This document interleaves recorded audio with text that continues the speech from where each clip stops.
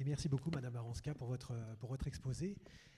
Nous allons pouvoir poursuivre ce temps dédié à la question fondamentale de la diversité et de l'inclusion, puisque c'est de ça dont il s'agit, avec un espace de parole et de débat qui va consister en une table ronde. Donc je vais me faire un plaisir d'inviter mes participants à la table ronde qui porte sur le vague thème de l'inclusion que nous allons essayer de préciser. Et donc j'ai le plaisir d'appeler Madame Élodie Bernard, Madame Marie-Thérèse Pugliese, qu'on n'oubliera pas, Monsieur Robert Fassolette et Madame Sophie Saltarelli, si vous voulez bien venir jusqu'à moi. Et je vais dire un petit mot pour introduire cette table ronde. Placez-vous comme vous le souhaitez. Non, on n'en aura pas besoin, merci. Nous avons 45 minutes pour évoquer une question à la fois centrale, passionnante, autour de laquelle on pourrait parler pendant des heures et sur laquelle, surtout, nous ne sommes pas nécessairement tous d'accord, même si, d'un point de vue politique, il faut être correct sur la question. Nous avons eu l'idée, avec la Maïf, le groupe Vive, le comité d'organisation, d'organiser un temps de discussion pour évoquer cette vaste question de l'inclusion. Donc, l'inclusion, on n'en parle plus.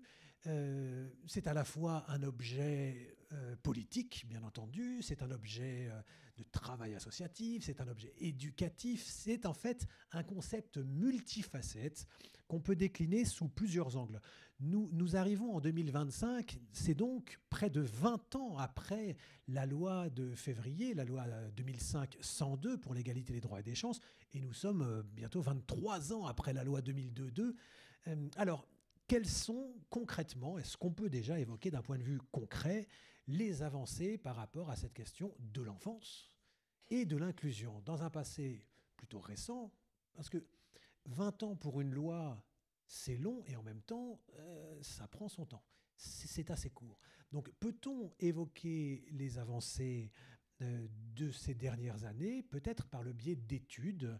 Nous allons commencer avec Madame Élodie Bernard, qui est responsable des relations extérieures de l'association Poppins et avec qui nous allons évoquer un sondage tout à fait nécessaire qui a été réalisé par l'association Poppins et la FF10 en partenariat avec la Fédération française des 10 et qui porte sur un grand nombre de parents, d'enfants concernés par ces questions de l'inclusion, éventuellement de situations de handicap. C'est un sondage qui porte sur plusieurs milliers de familles. C'est très récent et donc, Élodie, je vais vous laisser la parole pour, allez, entre 7 et 8 minutes.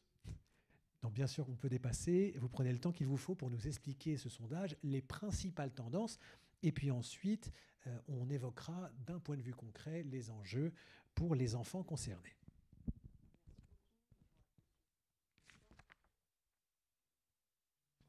Bonjour à tous. C'est mieux comme ça. Bonjour à tous, merci beaucoup de m'avoir invité. Peut-être juste 2 mots sur Poppins, que vous sachiez qui vous avez en face de vous.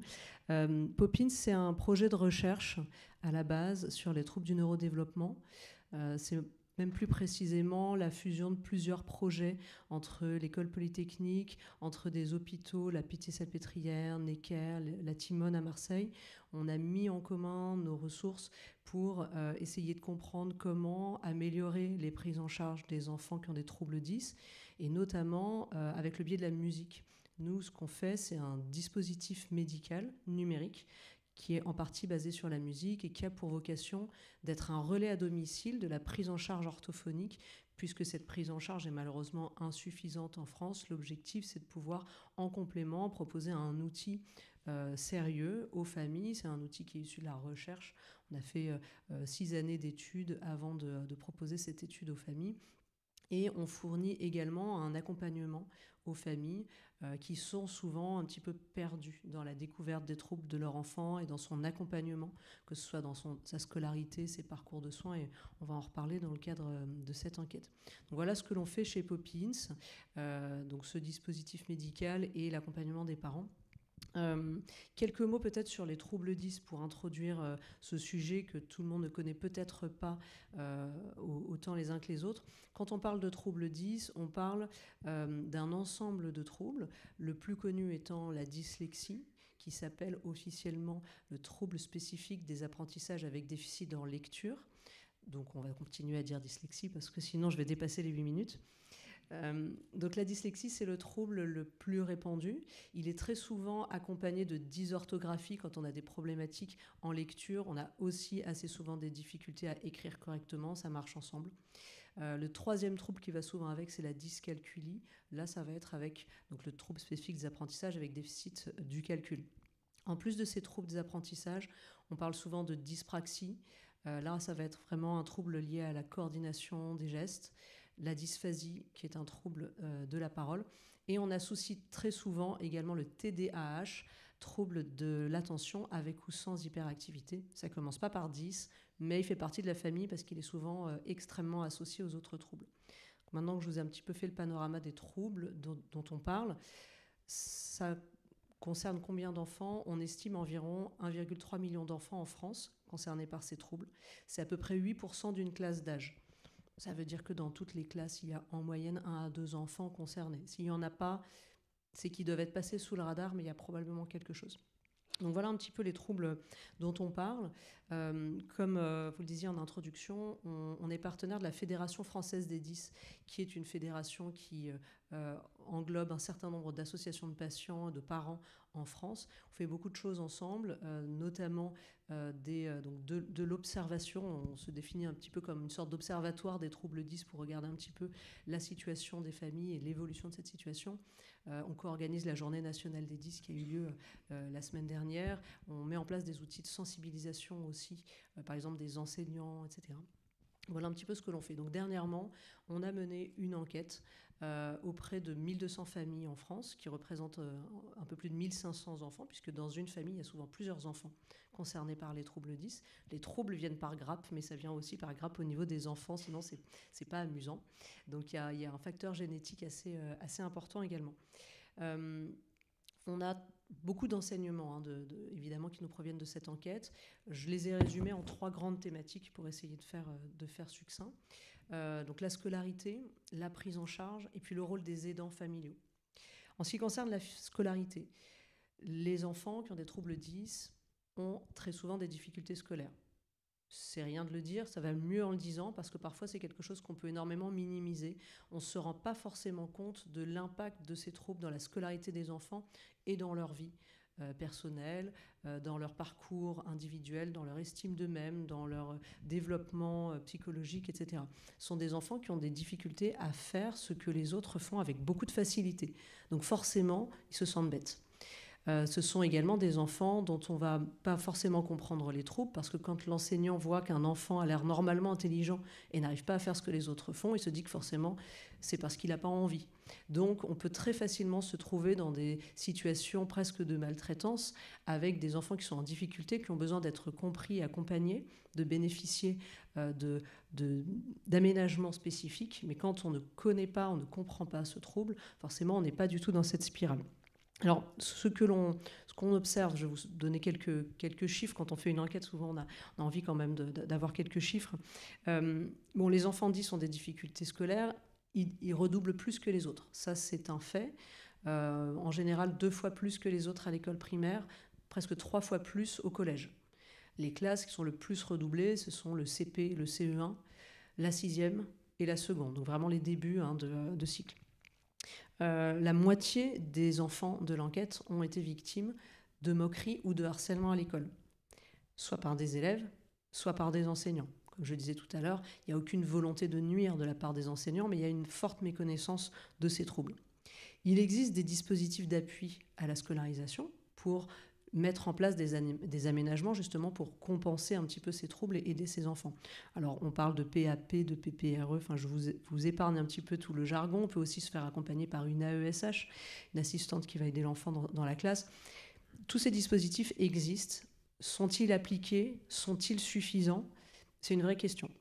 La mise en place de ces dispositifs est complexe. Parmi les familles qui ont réussi à le mettre en place, la moitié disent que ça a été extrêmement difficile. Pour mettre en place ces dispositifs d'accompagnement, il faut faire des dossiers. Pour faire les dossiers, il faut faire des bilans. Pour faire des bilans, il faut avoir accès à des professionnels de santé. Et vous voyez un petit peu où je veux en venir. Les professionnels de santé ne sont pas assez nombreux, donc les parents sont un petit peu perdus là-dedans. Donc ça, c'est assez compliqué. C'est difficile à mettre en place. Et pour les familles qui ont réussi à les mettre en place, dans 67% des cas, les familles nous disent que ce n'est pas suffisant pour vraiment aider leur enfant et finalement le mettre à niveau des autres enfants. Pourquoi c'est insuffisant? Parce qu'il y a un manque de formation des enseignants, ça c'est le premier item qui sort. Le deuxième, c'est la non-application des aménagements, c'est-à-dire qu'ils ont enfin réussi à avoir l'accord pour mettre en place ces aménagements, mais ils ne sont pas toujours mis en place de manière concrète, par méconnaissance ou aussi par manque de coordination des différents acteurs dans la scolarisation. Voilà, donc ce qu'on ressort de vraiment cet item sur la scolarisation, c'est qu'il y a une réelle nécessité de sensibilisation, de formation des enseignants qui ne sont pas formés sur le sujet. Ils se forment, ils s'intéressent eux-mêmes de manière assez irrégulière en fait sur le sujet quand ils y sont confrontés parce que ça les intéresse, mais il n'y a pas vraiment de formation et il y a un grand besoin de coordination. Je pense que sur la coordination, vous pourrez en parler plus précisément que moi tout à l'heure. Sur le deuxième sujet qui est la prise en charge, la prise en soin.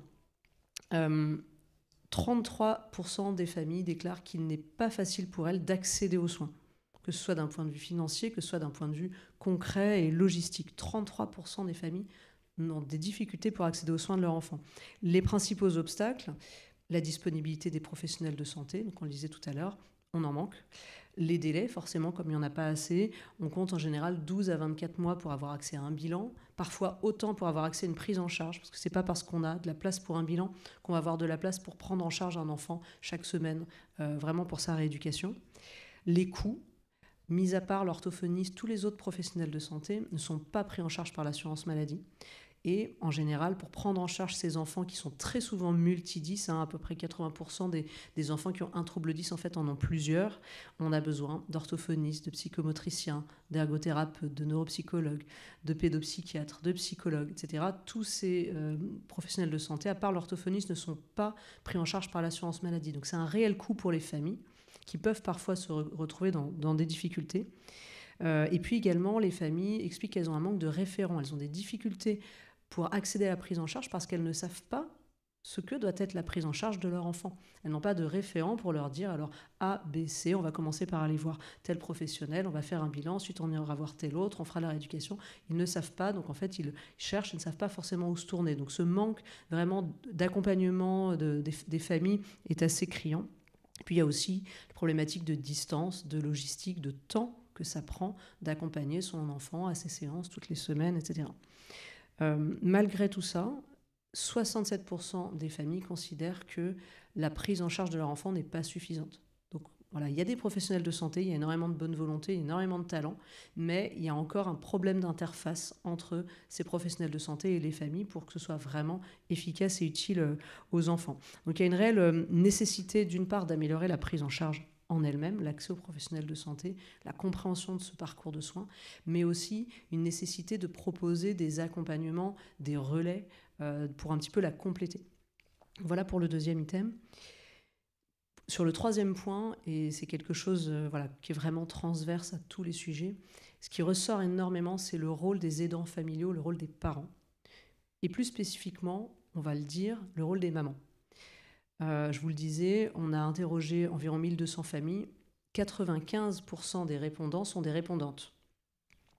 Dans 82% des familles interrogées, on a demandé comment la charge mentale était répartie dans la famille. Dans 82%, elle repose exclusivement sur un parent. On se doute lequel.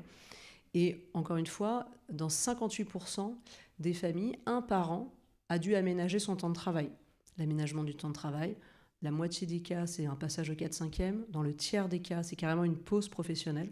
Donc, ça veut dire une baisse de revenus. Et si vous mettez ça en relation avec ce que je vous disais avant sur l'absence de prise en charge de beaucoup de professionnels de santé, on se rend compte que les familles peuvent se retrouver dans des difficultés financières assez importantes, alors même que ce sont des familles moyennes ou voire même relativement aisées, mais qui se retrouvent avec une balance énormément déséquilibrée entre leurs ressources et leurs dépenses.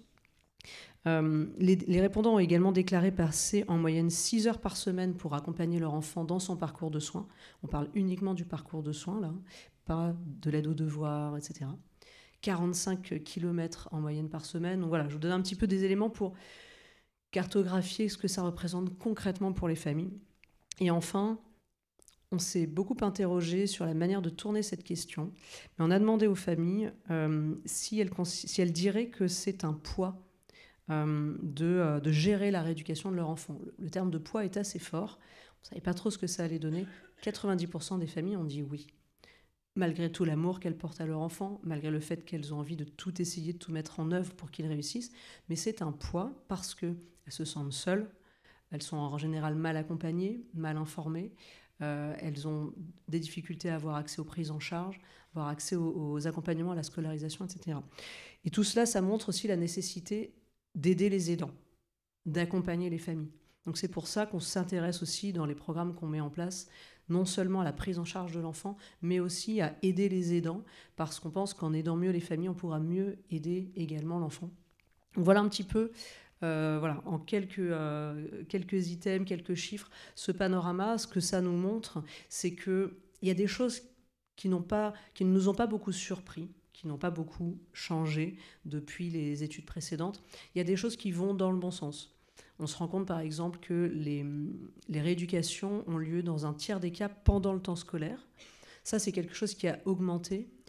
On peut se dire, alors c'est ennuyeux parce que les enfants ratent l'école, alors qu'ils ont déjà des difficultés. On peut se dire, mais justement, quand ils ont des classes, des cours dans lesquels ils sont vraiment en difficulté, autant les sortir pour qu'ils aient accès à leur éducation. Ça, c'est quelque chose qui nous semble aller dans le bon sens avec la Fédération française des 10, mais pour aller à une demi-heure de rééducation, si on rate une demi-journée parce qu'il faut accompagner l'enfant, etc., là, il y a un problème. Donc c'est vrai que tout ça, ça va aussi dans le sens d'encourager la collaboration, la coordination entre le médico-social et l'école, faire rentrer les professionnels de santé de plus en plus dans l'école pour que le parcours de l'enfant soit beaucoup plus fluide entre la scolarité et la prise en soin, qui en général est vraiment séparée et repose énormément sur les parents. Donc voilà, j'espère pas avoir été trop longue. Je voulais vous donner un petit peu les grands enseignements de cette étude. Vous pouvez trouver plus de détails sur le site de la Fédération française des 10 et bientôt sur le site de Poppins, puisqu'on ne l'a pas encore mis en ligne. Mais voilà, j'espère que vous y trouverez des informations. Puis n'hésitez pas à vous tourner vers nous si vous avez des questions. On est juste à la sortie. Bien, merci beaucoup Élodie Bernard. Merci. J'avais une toute petite question de précision concernant votre échantillon d'enfants, les enfants concernés. Est-ce qu'on connaît la proportion qui font l'objet d'une notification MDPH ? Puisque la discussion porte autour de la question de l'inclusion, donc est-ce que finalement on sait quelle part d'enfants font l'objet d'une notification MDPH ? Oui, c'est une question qu'on a posée aux parents. Et en fait, ce que ça démontre, c'est... Alors, je n'ai pas le chiffre là, mais je pourrais vous le donner, mais je pense qu'on est autour des 50%. En fait, la reconnaissance MDPH est elle-même très complexe, puisque, comme je disais tout à l'heure, on demande des bilans. Il faut avoir accès à des professionnels de santé. Et puis, c'est aussi une charge administrative qui n'est pas accessible de manière égale à tous. D'un point de vue...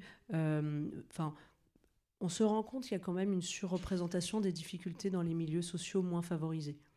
Pour le dire autrement, quand les parents ont eux-mêmes des difficultés avec l'école ou avec l'administratif, ils vont avoir plus de mal à aider leur enfant, à faire les dossiers, à aider leur enfant dans sa scolarité. Donc en fait, on rentre un petit peu dans un cercle vicieux.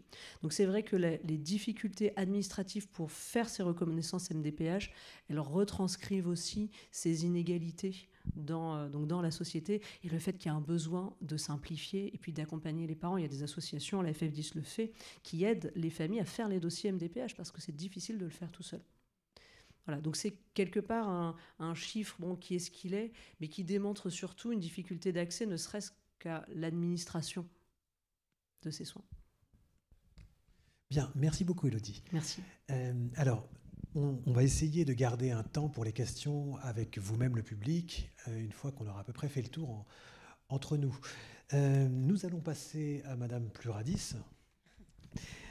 Sophie Saltarelli, merci beaucoup d'avoir accepté notre invitation. Donc, vous représentez l'association Pluradis qui porte le dispositif, merci, CAP-TND. Donc vous allez pouvoir prolonger ce que disait Élodie Bernard. On va le décliner en local. C'est parfait. Eh bien, on vous laisse la parole. Merci beaucoup pour cette présentation nationale. Donc la Bourgogne-Franche-Comté n'est pas exemptée de cette présentation et je plus sois, les familles plus soient. On a à peu près 1000 familles qui nous contactent par an sur la Bourgogne-Franche-Comté parce qu'elles sont confrontées à ce que vous venez de décrire. Je vais vous donner un dernier chiffre, plutôt vous allez essayer de deviner à quoi correspond le dernier chiffre que nous a présenté une maman qui est devenue père aidante. 37. Que diriez-vous que représente ce chiffre, 37? Est-ce que c'est le nombre de prises en charge par semaine ou par mois? Est-ce que c'est le nombre d'interlocuteurs que la famille doit coordonner? Est-ce que c'est le nombre d'heures de prise en charge mensuelle? Bravo, interlocuteurs. Et donc cette famille et cette maman et papa, parce que quand elle témoigne, je lui rends hommage, c'est Karine Jobard-Garou, qui travaille maintenant pour le CREAI à développer justement les développeurs de père aidance. Et quand elle en témoigne, elle explique qu'elle doit, avec son mari, heureusement parce qu'ils sont en relais, ce qui n'est pas le cas de toutes les familles, coordonner ces 37 personnes. Interpeller l'orthophoniste pour lui dire en novembre « Attention, je dois renouveler le dossier MDPH en février, donc il me faut le bilan d'évolution, et comme je sais que ça prend du temps et qu'il faudra le rédiger, je vous le dis maintenant, mais avant les vacances de Noël, j'ai la présence d'esprit de relancer l'orthophoniste parce que je me doute qu'elle a oublié, et je fais pareil avec tous les interlocuteurs, etc. etc. » Donc justement, Pluradis, c'est quoi cette association? Donc je me présente, en fait, je suis orthophoniste, j'assume, je ne vais pas me cacher. J'ai travaillé 23 ans en libéral et c'est fort de cette expérience et surtout de toutes les rencontres avec les enfants, parce que c'est quand même enfants demain, et ces enfants qui rencontrent toutes ces difficultés, eh bien on a eu une intuition avec d'autres professionnels à l'époque, parce que j'avais beau travailler en libéral, j'étais pas du tout seule. On peut toujours décider de travailler en réseau, on disait à l'époque. Et on a eu cette intuition de dire, en fait, avant la loi de 2005, il faut qu'on travaille ensemble et qu'on décloisonne. Sauf qu'à l'époque, décloisonner entre l'école, le soin et le social, ça posait d'énormes problématiques légales, juridiques, d'avoir l'autorisation de s'adresser ne serait-ce que des comptes rendus, de se dégager du temps, d'être rémunéré pour que les professionnels se mettent autour d'une table. Et aussi d'associer ses parents à ces instances de réflexion. Parce que l'autodétermination et le copartenariat, on n'y était pas. Ensuite, la loi de 2005, vous l'avez citée, est arrivée. Et il faut quand même du temps pour que ça modifie les pratiques. Alors, du coup, je vais apporter une vision quand même d'enfants demain. On a créé cette association Pluradis, dont j'ai été présidente bénévole pendant 10 ans et où je suis maintenant directrice. Et notre charte dit, entre autres, que ces enfants, que nous croyons au potentiel de ces enfants, qui sont la société de demain, et qui nous apporte cette chance de devoir révéler le meilleur potentiel d'eux-mêmes et de nous. Parce que c'est parce qu'on est confronté à ces difficultés, aussi de coordination, que soit on subit, soit on se brouche un peu les manches et on travaille ensemble. Et donc on a eu cette chance en Bourgogne, puis en Bourgogne-Franche-Comté, de pouvoir développer cette association. Donc à l'époque, les TND n'étaient pas dans les classifications, donc ça s'appelait Pluradis. Et maintenant, on se met à la page, bien sûr, des recommandations. On s'occupe de tous les TND et on s'occupe surtout, avec le plus possible de partenaires de la grande région, d'essayer de décloisonner, tant pour des dispositifs de coordination, d'appui aux familles, c'est-à-dire des familles qui ont déjà eu différents partenaires professionnels, mais voilà, c'est compliqué d'accéder aux soins, de faire les démarches, tout ce que vous avez dit. Donc Pluradis, justement, vient en appui aux professionnels du territoire, soit les appuyer dans leur démarche, soit compléter pour trouver justement à établir le fonctionnement de ces enfants et permettre aux familles d'accéder à toutes ces évaluations. On a la chance pour ça d'être soutenu par l'ARS en Bourgogne-Franche-Comté qui a appuyé ces démarches depuis le début. Donc ça, c'est une première chose. Et vous l'avez dit, ça passe par la formation. Donc on a aussi déployé un organisme de formation certifié Calliope pour la formation des enseignants avec des conventions au rectorat de Dijon et Besançon, mais aussi des crèches avec la DRETS, la direction régionale, voilà, pour tout le champ de la petite enfance, et puis aussi l'IRTES, et puis aussi les formations initiales des futurs soignants, parce qu'on voit bien séminaire handicap médecine par exemple, c'est bien d'entendre parler TND, autisme, troubles des apprentissages, dont d'ailleurs eux-mêmes sont confrontés, parce que c'est le même pourcentage quand même de la population générale. Voilà, donc cet organisme de formation. Et puis, eh bien, on a la chance de pouvoir justement essayer d'innover. Alors là, j'ai une petite boutade, je vous laisserai l'apprécier. En France, on considère que c'est l'innovation. On a la chance de travailler avec une association québécoise qui s'appelle aidersonenfant.com. Et donc, le directeur s'appelle Carlo. Et il me dit, Sophie, tu sais, c'est génial, vous, en France. Alors, je n'ai pas l'accent québécois, je suis désolée, c'est peut-être moins charmeur. Vous, en France, c'est génial parce qu'il suffit de nous regarder et vous verrez ce que vous ferez dans 15 ans. Voilà, alors je vous laisse apprécier, mais effectivement, on s'est inspiré pour développer le dispositif CAP-TND de modèles québécois de programmation des soins, avec justement cette phase préalable de connexion entre les partenaires et de connexion avec la famille et l'enfant, c'est-à-dire qu'est-ce que l'enfant comprend lui-même de son fonctionnement, de ses difficultés, de cette estime de soi. Si vous interrogez n'importe quel enfant qui vient, pourquoi tu viens me voir ? Quelle est la réponse ? Parce que je suis nulle. Voilà. Alors qu'il est normalement intelligent, mais qu'il a du mal à parler, du mal à automatiser l'apprentissage de l'écrit, la coordination gestuelle, etc. Nous, ce qu'on s'évertue, c'est de s'assurer qu'il comprend son fonctionnement pour bien identifier que certes, il a une difficulté, voire plusieurs. La stratégie nationale a publié les derniers chiffres sur les TND de 50% de troubles associés, en effet. Mais il a aussi toutes les compétences préservées et toutes les compétences que l'on va pouvoir solliciter. Donc on cherche à mettre en place des programmes qu'on développe à partir de janvier 2025. Donc on a labellisé un programme d'ETP, Mieux vivre avec ses troubles d'apprentissage, des programmes brefs, des équipes du Vinatier à Lyon qui ont développé de la psychoéducation pour les aidants sur 3 séances spécifiques au TND. Ça peut être des entretiens éducatifs, de la paire aidance, enfin toute une panoplie qui est assez structurée comme dans le modèle québécois, pour justement convenir à la diversité culturelle, de compréhension, des mécanismes cognitifs variés aussi des parents et respecter leurs besoins et leur cheminement, qui n'est effectivement pas toujours corrélé aux besoins et au cheminement de la société, qui plus est de l'école. Et mon temps est imparti. Si vous voulez en savoir plus, il y a un stand où vous pourrez être mis en situation d'avoir du mal à lire ou à écrire. Je vous invite à le faire parce que c'est bien plus parlant que les plus grands discours et les rapports. En 3 minutes chrono, vous ressentez ce que ressent un enfant qui a du mal à lire ou à écrire alors qu'il est intelligent, parce que je ne doute pas de votre intelligence. Allez-y avec votre paire de lunettes quand même. Bien, merci beaucoup Sophie. Oui, alors oui, ces ateliers sont faits pour ça et également pour faire le lien avec toutes ces questions qui sont liées à l'inclusion, c'est-à-dire qu'en éprouvant les besoins en termes de limitation d'activité et restriction de participation à la vie en société, puisque c'est partie de la définition de la situation de handicap, eh bien, on peut aller se projeter sur les besoins en termes d'inclusion.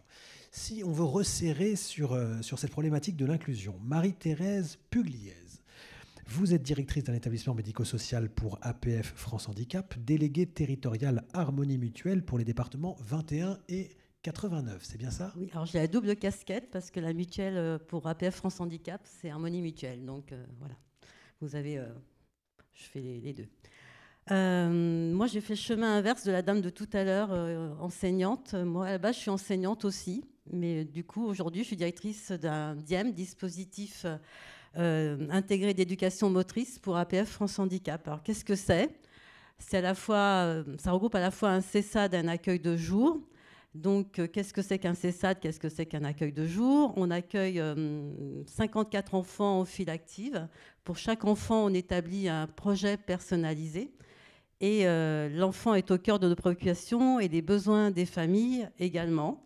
Donc on ne fait rien sans les familles. Donc la première chose que font les coordinatrices qui sont ici présentes et que je salue, Mathilde Girardet et Sonia Bernard, c'est d'aller rencontrer les familles et de voir avec elles quels sont leurs besoins et quels sont les besoins de leurs enfants. Et à partir de là, on fait le point avec le médecin coordinateur et les professionnels de l'établissement pour voir comment on peut aller se déplacer là où est l'enfant, à l'école, à la maison, chez la nourrice, à la crèche, pour lui apporter tous les soins nécessaires. Donc, dans le cadre de ce projet personnalisé, interviennent tous les professionnels de l'établissement qui sont des ergothérapeutes, kinés, psychologues, assistantes sociales aussi, pour aider les familles à faire les dossiers de demande de subvention pour le matériel. Donc voilà, c'est un peu c'est tout le travail du CESAD. Et à côté de ça, on a un espace d'accueil qui permet d'accueillir les enfants pour alléger leur journée scolaire, pour avoir un peu de répit, pour travailler les compétences psychosociales, et puis aussi pour faire de l'accompagnement individuel, et encore pour animer des groupes thérapeutiques, parce qu'on essaye aussi, au travers de l'organisation de groupes, de travailler certaines compétences. Et donc, on a aussi des groupes danse, des groupes cirque, des groupes handisport. Voilà, il y a énormément de choses qui sont proposées par l'équipe qui est très dynamique.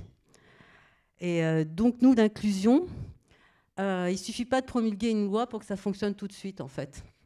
Et pour autant, on a besoin des lois pour avoir des changements sociétaux. Ça, j'en suis intimement persuadée.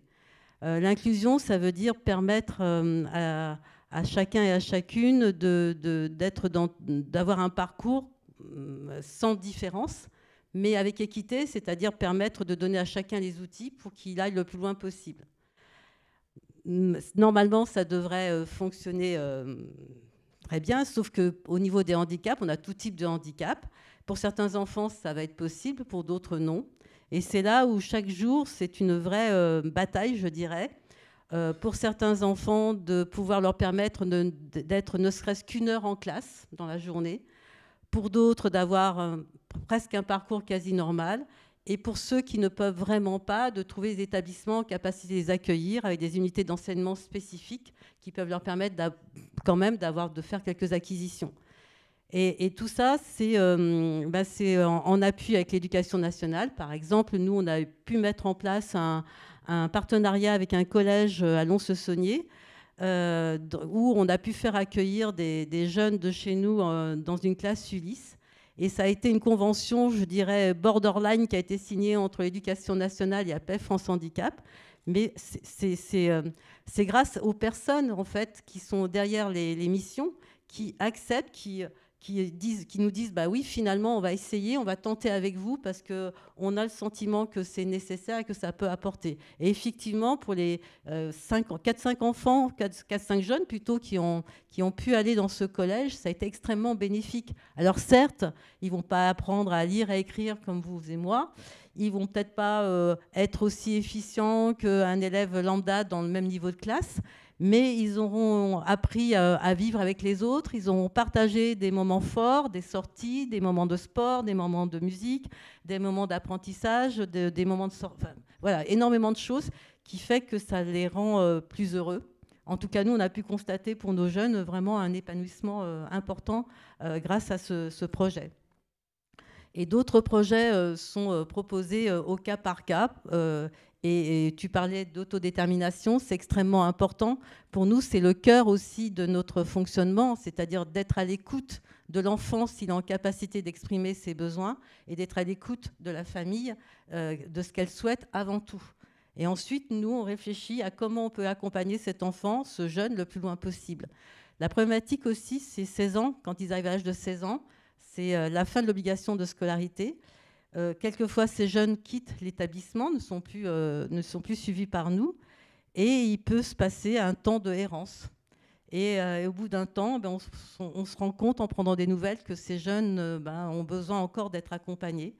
Et je regarde Mathilde là-haut parce que c'est un de ses projets, c'est de voir comment on peut accompagner ces jeunes de 16 à 25 ans comment on peut essayer de les orienter, de leur donner des billes pour vivre, pour avoir un appartement, pour être autonome, pour sortir, pour avoir une vie sociale, pour ne pas rester enfermés chez eux, sur un canapé devant la télé, chez leurs parents, en fait, tout simplement. Donc c'est aussi ce type de préoccupation qui nous intéresse également. Enfin voilà, je n'ai pas les mots, excusez-moi. Voilà, l'inclusion, c'est pas que l'école, c'est aussi dans la vie de tous les jours. Et en même temps, j'aimerais tellement qu'on ne parle plus d'inclusion, parce que est-ce qu'à force de parler d'inclusion, on ne finit pas par créer de l'exclusion? Vous parliez de formation pour les enseignants. Est-ce qu'il y a une formation idéale pour les enseignants? Je me dis que dans toutes les formations professionnelles, quand on arrive, on ne sait pas tout. Quand on est enseignant, on a une base de formation, mais on ne sait pas tout. Après, je pense qu'il y a une question d'appétence aussi, d'envie. Et puis, dans nos méthodes pédagogiques, alors vous parliez, je crois que c'est vous, d'interaction entre le médico-social et l'éducation nationale. Je crois qu'au Portugal, même j'en suis sûre, parce que mes collaboratrices m'en ont parlé suite à je ne sais plus, il y avait un colloque auquel vous avez participé. Donc au Portugal, ça a été mis en place. Il y a ce type d'interaction entre établissements médico-sociaux et scolaires, ce qui permet à éducateurs et enseignants de travailler ensemble et de travailler véritablement en pédagogie différenciée. C'est-à-dire on n'enseigne pas à un groupe classe, on enseigne à des enfants, à des individus, et on les prend là où ils en sont pour les accompagner le plus loin possible. Et quand on met ça en place, ça a des chances que ça fonctionne un petit peu mieux. Et a priori, les résultats qui sont obtenus sont assez probants, donc satisfaisants. Voilà. Donc, il y a pas de... Et donc, en France, peut-être qu'il faudrait aller vers ça. Mais je sais qu'il y a un établissement où ça existe, mais on ne parle pas suffisamment non plus des choses qui fonctionnent bien. On parle toujours de ce qui ne fonctionne pas bien, mais il y a des choses qui fonctionnent bien. Il y a des équipes qui mettent en œuvre des fonctionnements qui sont quand même probants aussi, et dont il faudrait prendre exemple. Et je m'arrête là. Merci beaucoup. Merci beaucoup, Marie-Thérèse. Je t'arrête parce que c'est la transition parfaite avec notre intervenant suivant. On a le plaisir d'accueillir Monsieur Robert Fassolette, qui est président du comité handisport de l'Allier et responsable de l'Académie Philippe Croizon, et qui va bien entendu évoquer avec vous, je pourrais être très bavard sur cette question, mais je vous laisse le plaisir de le faire, qui va évoquer une certaine vision de l'inclusion, une certaine vision des situations de handicap et un certain positionnement pour le moins original, assez loin des combats politiques nécessaires. Monsieur Fassolette, je vous laisse la parole pour une dizaine de minutes. Merci. Oui, donc on m'a demandé de venir témoigner d'une expérience particulièrement originale qui est celle de l'Académie Philippe Croizon, puisque c'est tout à fait singulier, puisque c'est unique en France. C'est une structure, j'aime pas dire privée parce que ça fait financier, c'est une structure indépendante financièrement, grâce à des partenaires tels qu'Harmonie, qui est jusqu'à aujourd'hui avec nous, et d'autres. Et donc, cette académie, elle regroupe un certain nombre de jeunes qui sont tous handicapés, bien entendu, et il n'y en a pas un pareil. J'ai des maladies de Charcot, j'ai des spina bifida, j'ai des amputations, j'ai des déficiences visuelles. Alors, ce qui nécessite impérativement une pédagogie différenciée, c'est-à-dire qu'on ne peut pas entraîner une personne déficiente visuelle comme une personne qui est hémiplégique ou paraplégique. Donc, c'est quelque chose qui m'a motivé, moi, parce que c'est moi qui ai demandé à Philippe Croizon. Alors, l'humour, c'est ce qui règle tout positivement. J'ai dit à Philippe Croizon, t'as plus de main, mais t'as le bras long, donc tu vas m'aider à trouver un peu de sous pour financer ce processus. Voilà. Mais avant d'aller plus loin sur l'académie, je voudrais revenir sur la sémantique qu'on emploie depuis le début. Aujourd'hui, on parle d'inclusion, on a parlé d'intégration fut un temps. Mais je crois qu'il y a quelque chose qui est en filigrane, mais dont personne parle. Moi, je préfère développer le concept de compréhension mutuelle. Parce que quand on dit inclusion ou intégration, c'est-à-dire on vous prend là et puis on vous intègre, on vous inclut. J'allais dire, c'est presque comme un morceau d'ail qu'on met dans un gigot, il faut qu'il rentre dedans pour lui donner du goût. C'est pas tout à fait ça ma vision des choses. Je préfère, comme ça vient d'être évoqué avec le Portugal, je sens qu'il y a un travail donnant-donnant. Ta différence m'intéresse, elle va m'enrichir et je vais travailler avec toi. Gilbert Coyer parlait de multiculturalisme, c'est exactement ça. Il faut absolument qu'on arrive à faire des choses où la personne handicapée apporte sa différence par sa richesse. Et bien sûr, la personne valide apporte son expérience, sa richesse et sa différence à la personne handicapée. Juste une anecdote, j'ai aussi une autre casquette, puisque après le Téléthon de l'an 2000, on avait fait une expérience de faire du rugby à 13 sur fauteuil pour faire quelque chose un peu original. Bon, ceci s'est développé. C'est venu au plan mondial. L'Australie, les États-Unis pratiquent, le Brésil, la France, tous les pays anglais, etc. Et donc, quand on a eu la chance d'être champion du monde en 2013 de la discipline, et les journalistes anglais qui découvrent un petit peu sont venus nous voir. Et c'est la seule discipline au monde en handi qui autorise des personnes valides à être sur le fauteuil pour jouer avec des handis. Mais, condition, il faut que la personne valide accepte une certaine restriction de mouvement. Donc, ils sont sanglés au fauteuil, au bassin, sanglés aux genoux et sanglés aux chevilles. C'est-à-dire que si un valide perd l'équilibre, eh ben, il tombe comme si c'était un paraplégique. Et donc, les journalistes sont venus me voir. À la fin, ils m'ont dit « Monsieur Fassolette, on nous a dit qu'il y avait des valides, mais on n'a pas vu qui c'était. » Et bien, j'ai dit « Écoutez, monsieur, votre question, c'est la meilleure réponse à votre question, parce qu'on ne l'a pas vu. » Voilà. Et donc, tout le monde était à pied d'égalité. Pourtant, il y avait des différences et il y avait de l'égalité. Donc, voilà, ça, c'était mon souci de sémantique. Je préfère compréhension mutuelle parce qu'il y a déjà deux mots et donc on va l'un vers l'autre. Je reviens à l'Académie Croizon qui est par rapport à son expérience. Tout à l'heure, on va voir une petite vidéo dans quelques instants. Ah ben, elle est déjà annoncée, là, donc voilà, très bien. Donc, au-delà de faire du bassin, c'est-à-dire que de faire des longueurs et de compter les carreaux au fond de la piscine, ce que font tous les nageurs, avec Philippe Croizon, on a décidé de faire des défis. C'est-à-dire que ces jeunes, on les emmène hors des sentiers battus, si je puis dire, ou hors des piscines bien remplies, pour aller dans des endroits où c'est plutôt scabreux. Il y a 3 ans, on était à Tahiti, on a fait la traversée Papeete-Moorea sur 18 km. Et là, on vient d'aller, donc il n'y a même pas un an, on était en Guyane. Ce que vous allez voir, c'est une première, parce que c'est le teaser qu'a fait le réalisateur, mais le film n'est pas encore sorti. On devrait le projeter en avant-première à Vichy, où nous sommes basés, le 19 novembre. Donc, on emmène nos jeunes loin pour qu'ils fassent une démarche et quelque part pour qu'ils fassent un certain nombre de choses que s'ils étaient restés valides, ils n'auraient peut-être jamais fait. Et donc, pour faire en sorte que, comme j'ai eu la chance d'avoir Théo Curin pendant... Ça doit parler aussi, Théo Curin, c'est le mini Philippe Croizon, puisqu'il n'a ni bras ni jambes non plus. Suite à une méningite à l'âge de 6 ans. Je l'ai eu pendant 7 ans, Théo. Et il a sorti un livre il n'y a pas très longtemps, Le handicap, la chance de ma vie. C'est-à-dire que si je n'avais pas été handicapé, j'aurais peut-être pas fait, et j'aurais peut-être pas la vie que j'ai, etc. Et nous, ce qu'on veut avec ces gamins... Alors là, il y a des maladies de Charcot, là, il y a donc des paraplégiques, des séquelles de méningite. Enfin bon, il y a tout. J'allais dire, au sens second, c'est la cour des miracles. Mais au sens premier, c'est la cour du miracle. Voilà, parce qu'en faisant avec ces gamins ce qu'on fait, il se déclenche en eux une prise de conscience que je peux faire des choses malgré le fait que je sois handicapé. Notre slogan, c'est le sport, mais autrement. Et quand on met ces jeunes dans l'eau, ils ont des peurs que tout le monde peut avoir. Vous allez en Guyane, moi je ne connaissais pas la Guyane, vous êtes au bord de la mer, vous ne voyez pas le fond de l'eau.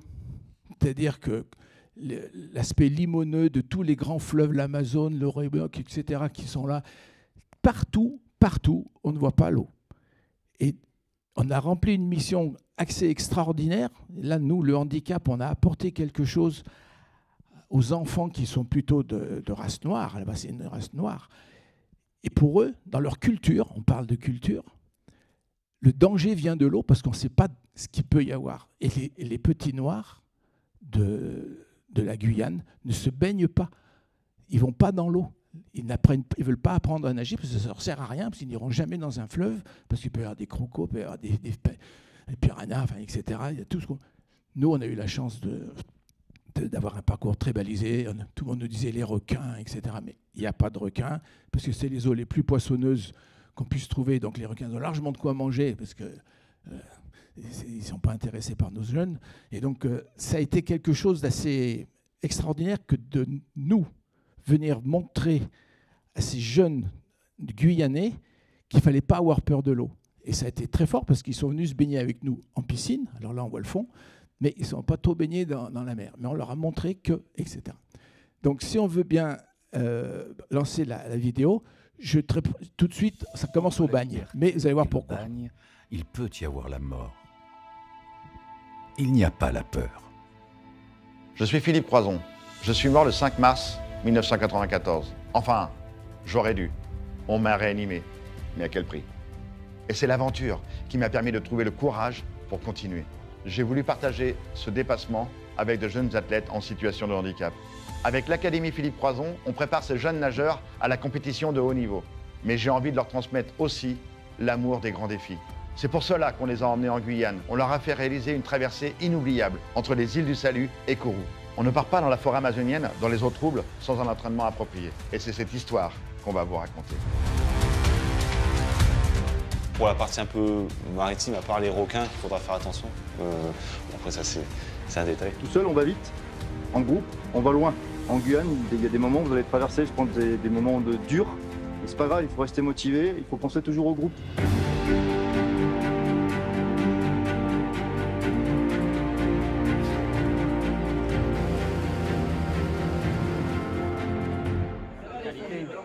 Elle porte pas de venin, elle.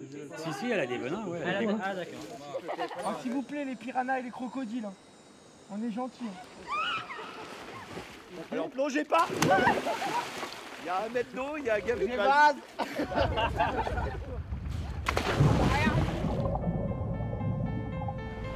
Le fait de partir dans des contrées inconnues, à chaque fois, systématiquement, ça a créé de la cohésion dans le groupe. Ça va être ses yeux et en même temps la personne qui l'accompagne jusqu'à la plage. Bel esprit. Vous allez vous sentir seul parce que vous n'allez voir ni les îles derrière vous, ni Kourou en face de vous. Tellement ça va être loin. Il y a 100 ans qu'on a supprimé les bagnes. On est venu ici pour faire la traversée des îles du Salut, là où il y avait les bagnards, qui ont certainement rêvé de venir à la nage, retrouver leur liberté sur le continent. Et nous, on va le faire, pour montrer qu'on n'est pas prisonnier du handicap. Et à 5h19, nous mettons à l'eau. C'était assez stressant parce que en fait, c'est des sensations qu'on ne connaît pas. La chose que je craignais un peu plus, c'était vraiment en fait les vagues. Déjà, j'ai un peu peur des profondeurs, donc il y avait beaucoup de vagues et on avait du mal à rejoindre le bateau qu'on devait suivre. Le début, c'était le plus dur, je trouve. Pars trop à gauche, fais gaffe. On n'était plus trop tous ensemble, c'était compliqué. J'ai l'impression qu'on n'avançait pas, qu'on faisait sur place et en fait, on donnait tout pour arriver. Dans ces moments-là, si on n'a pas le mental qu'il faut, on ne peut pas réussir cette traversée. Oui, voilà. Merci. Donc, on apporte un certain nombre de choses supplémentaires à la vie de tous les jours de ces gamins. Et moi, ce que je souhaite en tant que patron de cette, au sens philosophique, c'est de leur apporter un CV de combattant pour leur vie future. Alors, on a eu 3 jeunes qui étaient aux Jeux paralympiques. On a une médaille d'or, Emeline Pierre sur 100 mètres nage libre, hein, et médaille de bronze, donc on est très fiers. Mais ce n'est pas ça la vraie médaille de la vie. Et bien sûr, c'est un plus, la médaille d'or. Mais la vraie médaille de la vie, c'est la médaille de la Guyane, c'est la médaille de Tahiti, c'est d'avoir traversé, se lever à 4 h du matin pour faire un certain nombre de choses. Sachez que ces jeunes, tous les matins, sont levés à 6 h pour être à 7 h dans l'eau. À 7 h, il ne s'agit pas d'arriver comme ça, c'est dans l'eau. À 9 h, on sort de l'eau, on va à l'école, on ressort à 15 h 30 pour retourner dans l'eau, ou à la muscu. Et nous, l'Académie, les moyens financiers sont aussi consacrés à rattraper les cours qu'ils ne peuvent pas faire le matin ou l'après-midi. Parce que si on fait un emploi du temps normal, il faudrait se lever à 5 h du matin pour aller de 6 à 8. Enfin bon, c'est très compliqué. Donc cette Académie, c'est un modèle, mais on a parfaitement conscience d'être très singulier. Genre, juste le budget, 1 million d'euros sur 4 ans. On fonctionne par Olympiade. Donc tous les salaires, tout l'encadrement, toute la pension au Krebs, tout est réglé. Mais il faut 1 million d'euros sur 4 ans, 250 000 par an. Voilà. Je vous remercie. On peut répondre à des questions. Merci beaucoup Robert. Merci à tous. Alors je suis tout à fait navré. On va être trop court pour les questions dans l'immédiat. On va peut-être prendre une question. Donc très privilégié, je suis vraiment navré, mais il faut qu'on tienne absolument la montre. Merci infiniment parce que je trouve qu'on a fait un beau voyage tous ensemble d'un constat, parce qu'il faut faire des constats de cette avancée des situations de handicap et de l'inclusion vers peut-être des idéaux non nécessairement culturellement très ancrés en France, où on sait qu'on a une culture très forte d'un handicap tragique, vulnérable, infirme, parfois même misérabiliste, et peut-être que pour certaines situations, on peut tendre vers une philosophie. Qui sait, enfant demain tendra peut-être vers une philosophie. Croisons. Est-ce que quelqu'un aurait une question à poser à l'un de nos, ou l'ensemble de nos participants, ou une remarque ou un témoignage?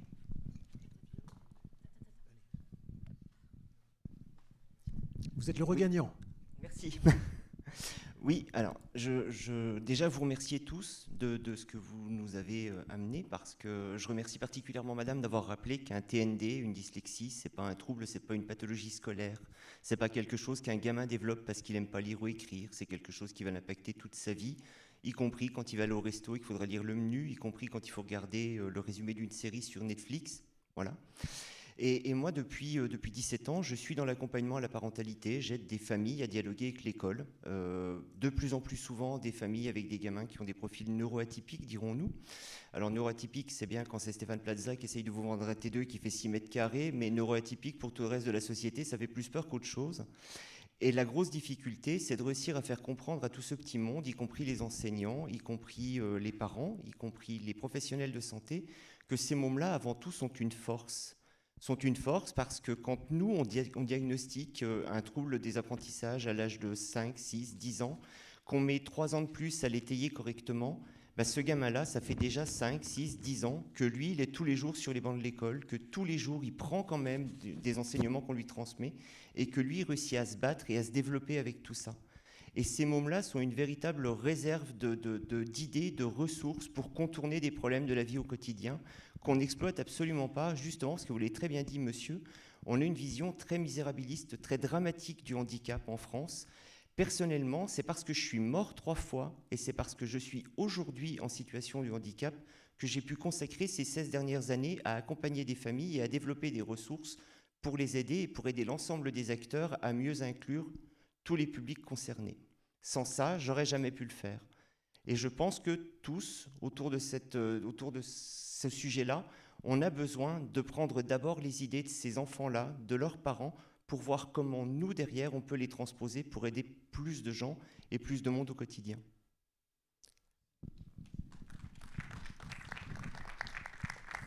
Eh bien, vous serez donc notre ministre de l'Enfance demain.